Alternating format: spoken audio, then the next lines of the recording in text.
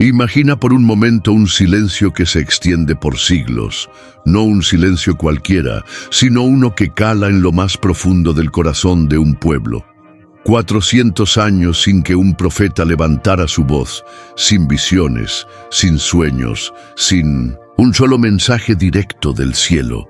Era como si Dios hubiera guardado silencio tras siglos de historia con Israel. Y fue en ese vacío, en ese eco del silencio divino, donde comenzó a gestarse un grupo que cambiaría para siempre el rostro espiritual de Israel: los fariseos. Quizás, cuando oyes la palabra fariseo, piensas automáticamente en hipocresía. Después de todo, en los evangelios aparecen a menudo como los principales opositores de Jesús. Pero su historia es mucho más compleja y entenderla nos puede dejar lecciones profundas. Todo comenzó después de una gran crisis. Tras el exilio en Babilonia, el pueblo de Israel volvió a su tierra no solo derrotado, sino quebrantado en lo más profundo. Habían experimentado en carne propia las consecuencias de apartarse de la ley de Dios, y al regresar brotó en muchos un deseo sincero y ardiente: nunca más desobedeceremos a Dios. Fue entonces cuando empezaron a formarse grupos dedicados al estudio minucioso de las Escrituras, especialmente de la Torá, los 5 primeros libros de Moisés. Estos hombres no eran sacerdotes del templo, como los levitas o los saduceos. Eran laicos, hombres del pueblo común, apasionados por la palabra, profundamente temerosos de que Israel cayera nuevamente en pecado. Poco a poco comenzaron a reunirse, debatir, interpretar y aplicar la ley con todo detalle. El nombre fariseo proviene del hebreo perushim, que significa separados, y eso era exactamente lo que querían ser: separados del pecado, separados de las costumbres paganas, separados de todo lo que pudiera contaminar la santidad de Dios. Durante el dominio griego, cuando Alejandro Magno y sus sucesores extendieron la cultura helenista por todas partes, los fariseos se convirtieron en una resistencia firme. Mientras muchos judíos se dejaban seducir por el estilo de vida griego, los fariseos levantaban la bandera de la tradición y la fidelidad a la ley de Moisés. Con el tiempo, se fueron organizando y desarrollaron interpretaciones orales de la ley, conocidas como la tradición de los ancianos. Al principio, esto no parecía algo malo. De hecho, la intención era práctica: aplicar los mandamientos a la vida diaria. Por ejemplo, si la ley decía que no se debía trabajar en sábado, ellos querían definir con precisión qué cosas contaban como trabajo, para evitar que alguien pecara sin darse cuenta. Pero generación tras generación, esa tradición oral comenzó a ganar un peso tan grande que llegó a tener la misma, o incluso más, autoridad que la ley escrita. Cuando el Imperio Romano tomó control de la región, los fariseos ya se habían consolidado como una fuerza religiosa influyente. A diferencia de los saduceos, que controlaban el templo y tenían alianzas políticas con los romanos, los fariseos no tenían poder político, pero poseían algo igual o incluso más poderoso: el respeto y la admiración del pueblo. Eran ellos quienes enseñaban en las sinagogas, quienes instruían al pueblo sobre cómo agradar a Dios en su vida cotidiana. Y por eso, sin coronas ni ejércitos, se convirtieron en auténticos líderes espirituales. Ayunaban, oraban en público, vestían ropas distintivas, eran fácilmente reconocibles en las calles. Pero más allá de las apariencias, ellos mismos se veían como guardianes de la verdadera fe. Sin embargo, fue justamente esa convicción tan firme, ese celo por la santidad, lo que los llevó a cometer un error fatal. Empezaron a confiar más en su propia justicia que en la gracia de Dios. Lo que comenzó como un movimiento para preservar la alianza con Dios terminó transformándose en un sistema marcado por el orgullo espiritual. Lo que debía ser santidad se volvió arrogancia. Lo que debía ser celo se convirtió en un legalismo sofocante.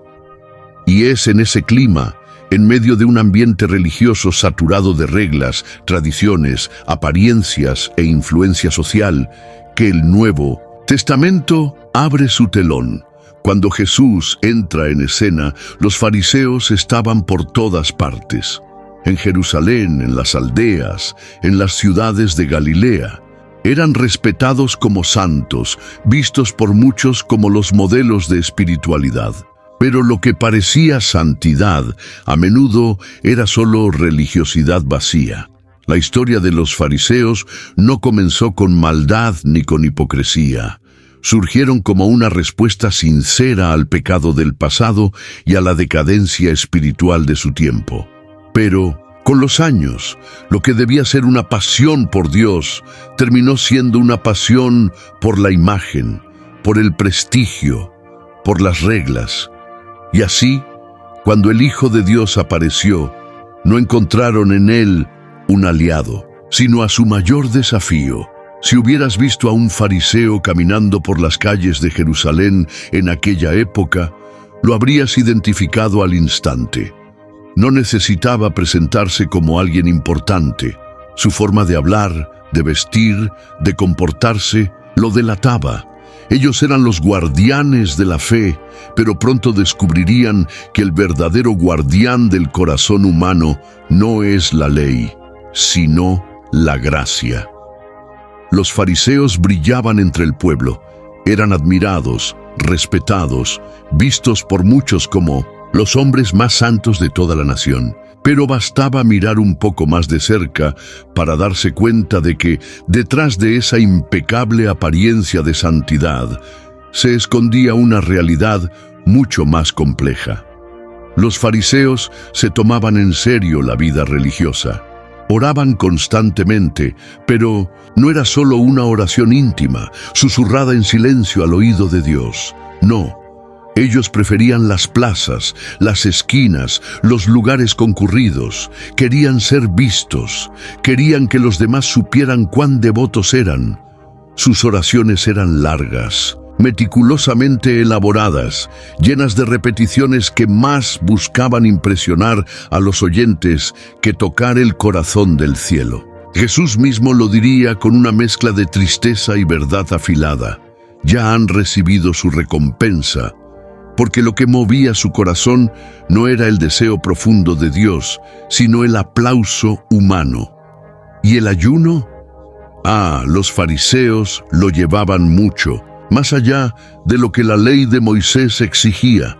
2 veces por semana, lunes y jueves, justo en los días de mercado, cuando las calles bullían de gente, ayunaban y no lo ocultaban.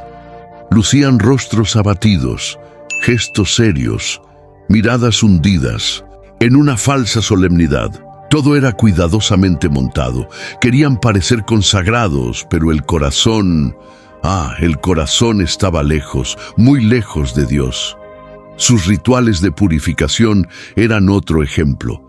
Lavaban manos, copas, jarras, platos, hasta camas, no solo por higiene, sino como un símbolo de santidad, siguiendo reglas que iban mucho más allá de la Escritura. Esas normas surgían de lo que llamaban la tradición de los ancianos, una red de interpretaciones que habían tejido con los años.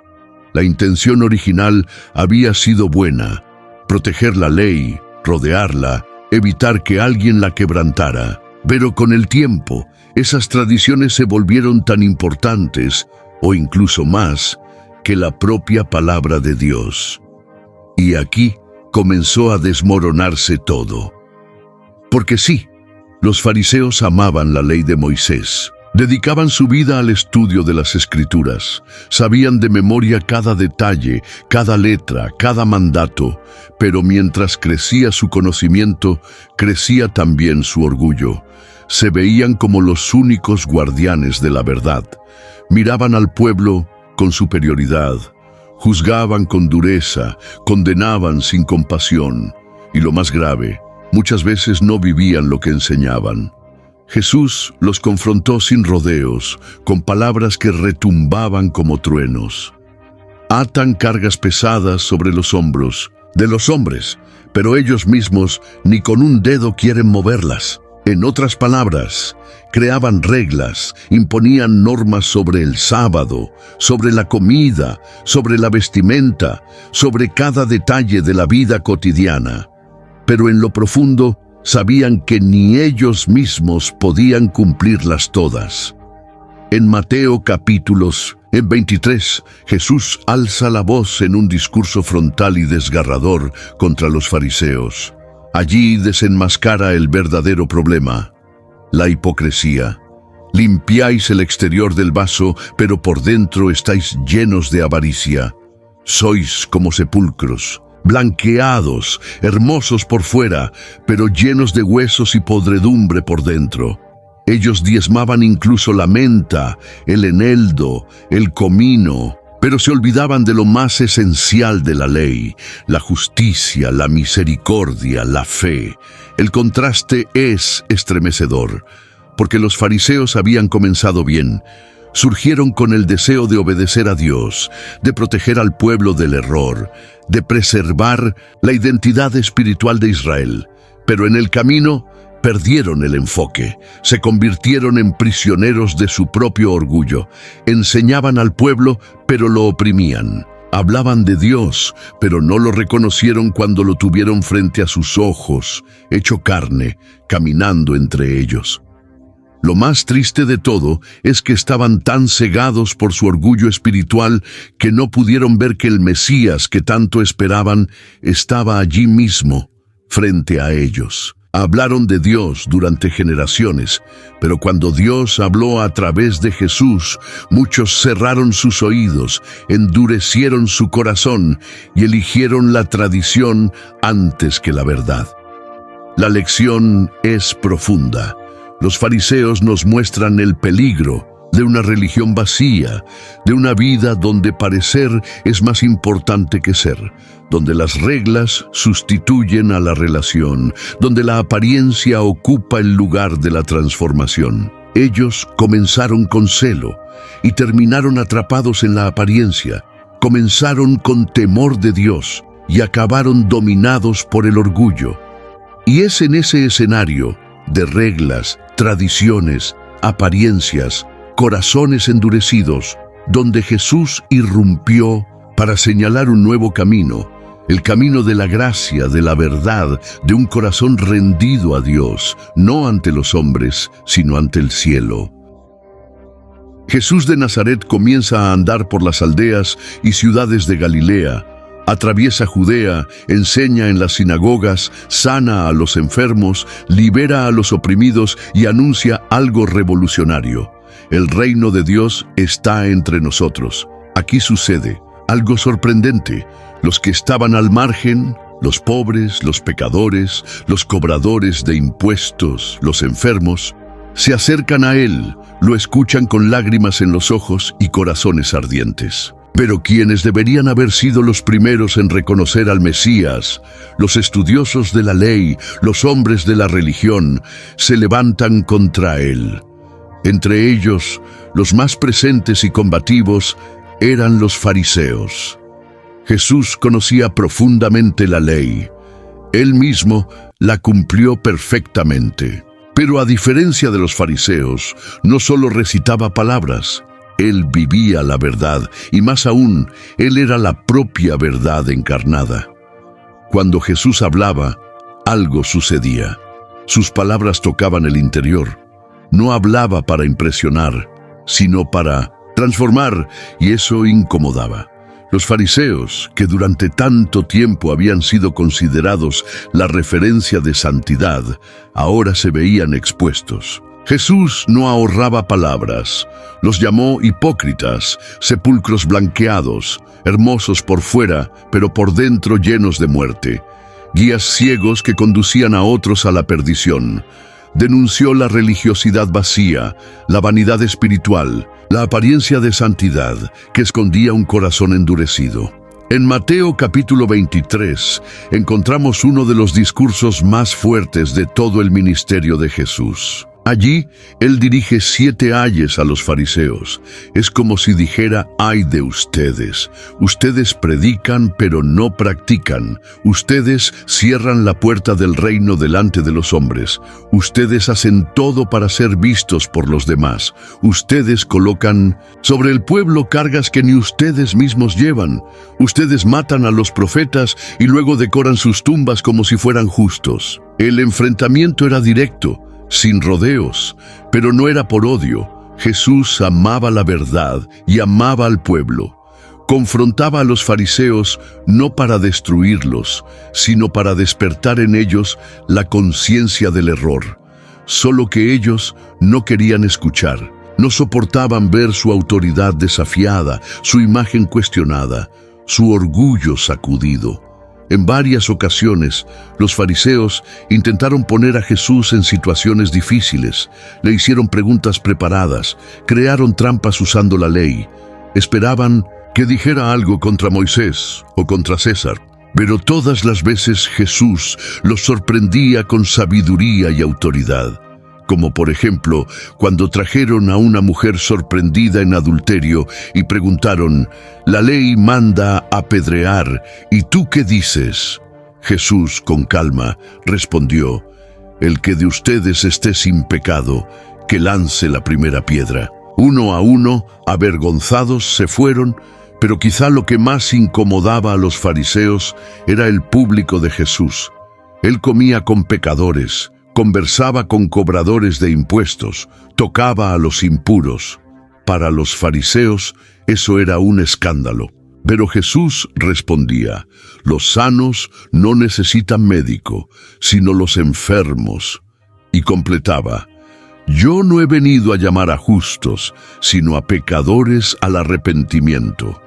Mientras los fariseos defendían una religión basada en reglas, Jesús hablaba de una relación con Dios. Mientras ellos buscaban mantener las apariencias, Jesús buscaba el corazón.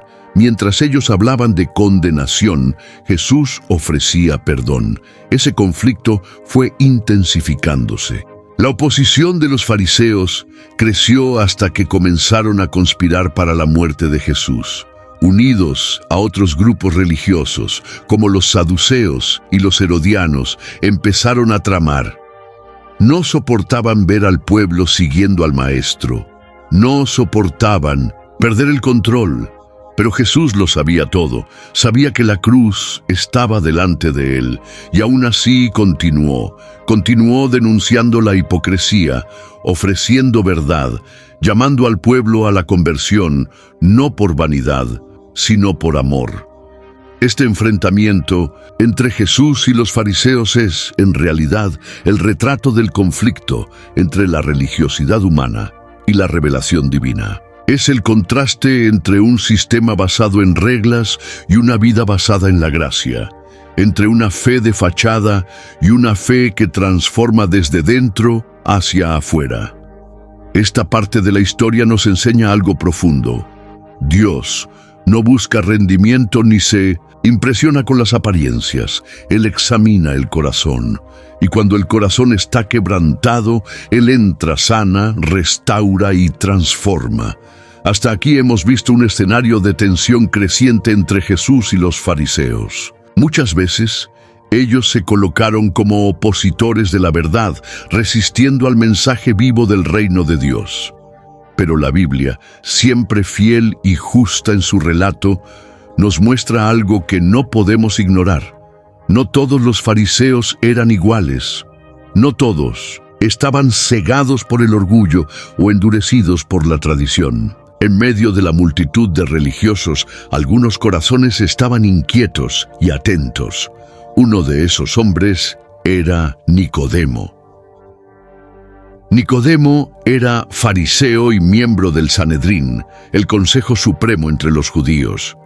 Era un hombre de posición, respetado, erudito, profundo conocedor de la ley. Pero a diferencia de muchos de sus colegas, Nicodemo vio algo diferente en Jesús. Tal vez fueron los milagros, tal vez la autoridad con la que enseñaba. Algo en su corazón empezó a latir de forma distinta, y entonces, en una noche silenciosa, Nicodemo tomó una decisión arriesgada. Fue hasta Jesús, no en público, como lo harían los fariseos para debatirlo o atraparlo en alguna contradicción, sino solo de noche, tal vez con miedo de ser visto, tal vez aún sin el valor de exponerse, pero con demasiada sed como para ignorarla. Lo que siguió fue uno de los diálogos más profundos de toda la Biblia. Nicodemo comenzó con respeto. «Rabí, sabemos que eres maestro venido de parte de Dios, porque nadie puede hacer estas señales que tú haces si Dios no está con él». Pero Jesús fue directo al punto. En verdad te digo que si alguien no nace de nuevo, no puede ver el reino de Dios. Nicodemo, confundido, preguntó: ¿Cómo puede un hombre nacer siendo viejo?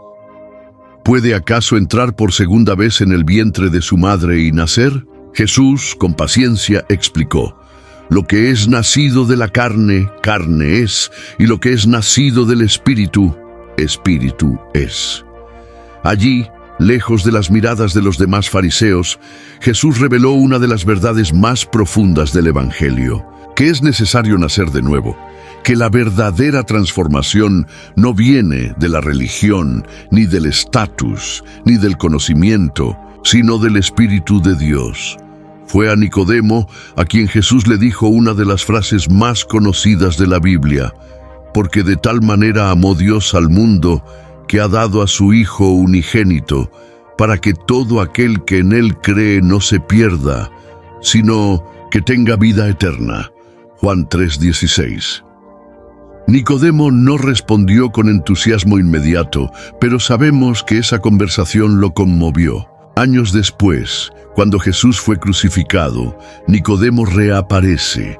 Junto con José de Arimatea, se encargó del cuerpo de Jesús y lo preparó para el sepulcro. Un acto silencioso, pero poderoso.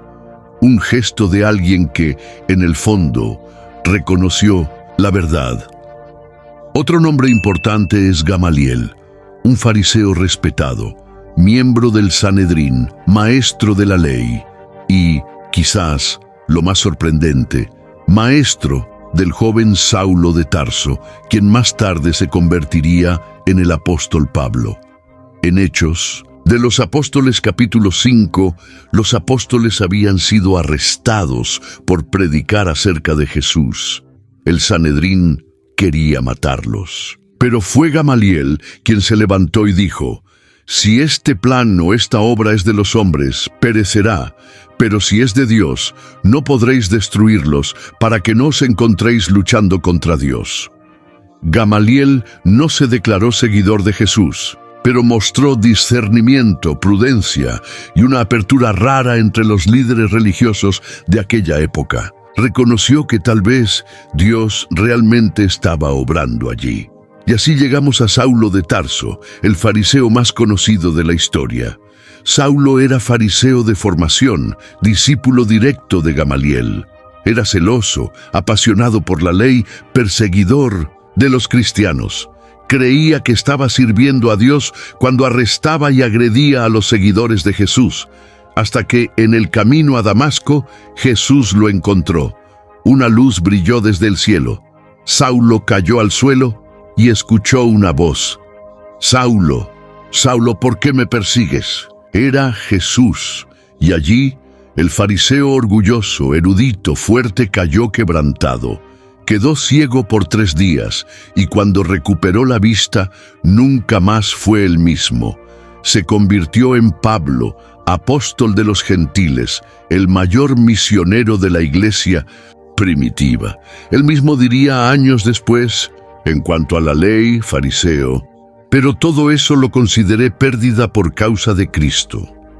Estos 3 hombres, Nicodemo, Gamaliel y Pablo, son prueba de que Dios mira más allá de las apariencias. Incluso en medio de una estructura religiosa contaminada por el orgullo, Había corazones sensibles, hombres capaces de escuchar, reflexionar y rendirse. La lección es clara. No se trata de la religión a la que perteneces, sino de la disposición de tu corazón.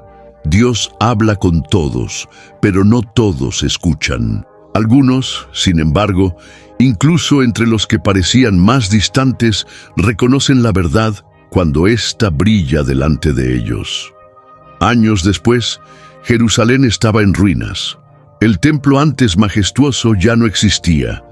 Todo lo que era sagrado para los judíos, las columnas, los altares, los patios, los sacrificios, había sido destruido.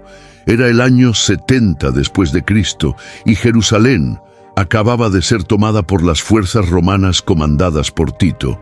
El pueblo lloraba. Los sobrevivientes vagaban entre los escombros.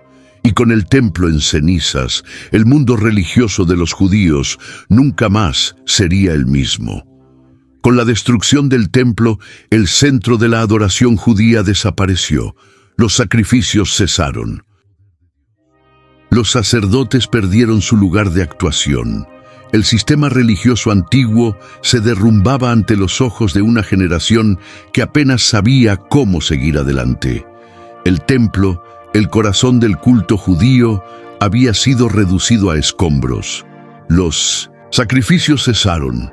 Los altares quedaron vacíos, los cantos se apagaron y una tristeza profunda se apoderó del pueblo. Fue en ese momento de crisis, cuando parecía que todo lo sagrado se desmoronaba, que también el grupo de los fariseos comenzó a perder fuerza como organización. Sin embargo, ocurrió algo sorprendente.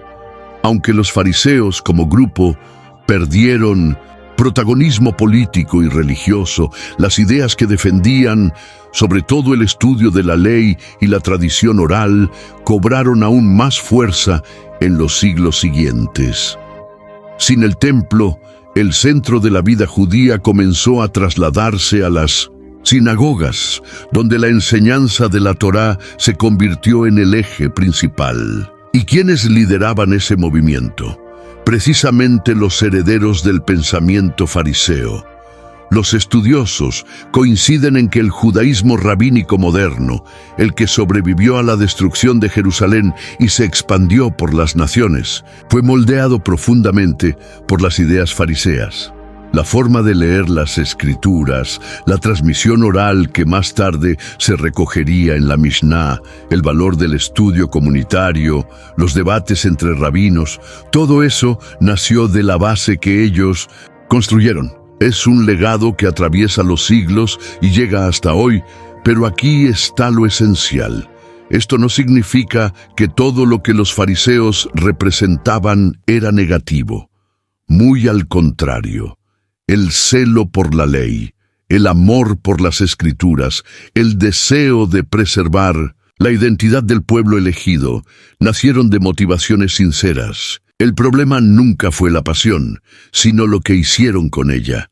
Con el tiempo, dejaron de buscar a Dios con el corazón y comenzaron a defender un sistema. La justicia se volvió formalidad, la piedad, apariencia, la fe, actuación.